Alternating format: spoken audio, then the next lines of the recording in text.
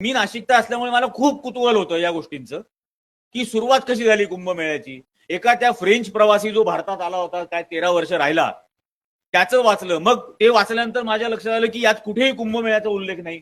त्यांनी दिवाळीचा उल्लेख केलाय, फेस्टिवल ऑफ लाईट्स म्हणून. चायनीज प्रवाशाचं पुस्तक वाचलं, तो 17 वर्ष इथं होता, त्याच्याही पुस्तकात कुंभमेळ्याचा उल्लेख नाही.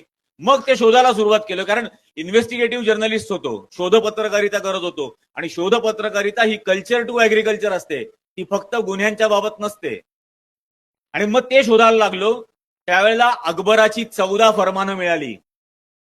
अकबराने पहिलं फरमान काढून या हगड्या येड्या महंत्यांना बोलावलं आणि त्यांना म्हणाला की मुस्लिम समाज ज्या पद्धतीने हजच्या वेळेला एकत्र येतो, त्या पद्धतीने हिंदूंना एकत्र आणण्यासाठी काहीतरी करा.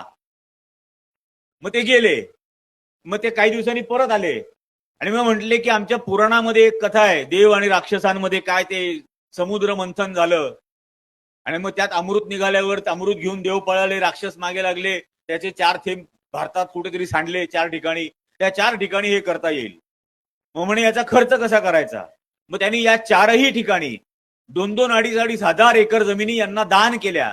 अकबराची दानपत्र आजही आहेत, त्र्यंबकेश्वर, नाशिक आणि इतर ठिकाणची, हरिद्वार, उज्जैन आणि अलाहाबादची. अकबराने दान केल्या की या जमिनींवरती 12 वर्षात जो महसूल जमा होईल, त्या महसुलातून तिथला कुंभमेळा घ्या. आणि मग ते रेव्हेन्यू मॉडेल त्याचं तयार झालं. मग पहिला कुंभमेळा अलाहाबादला ठरवला, ज्याच्या उद्घाटनासाठी स्वतः अकबर गेला. पहिल्या दिवशी त्यांनी गंगेत स्नान केलं, म्हणून पहिल्या स्नानाला शाही स्नान म्हणतात, कारण बादशहानी स्नान केलं.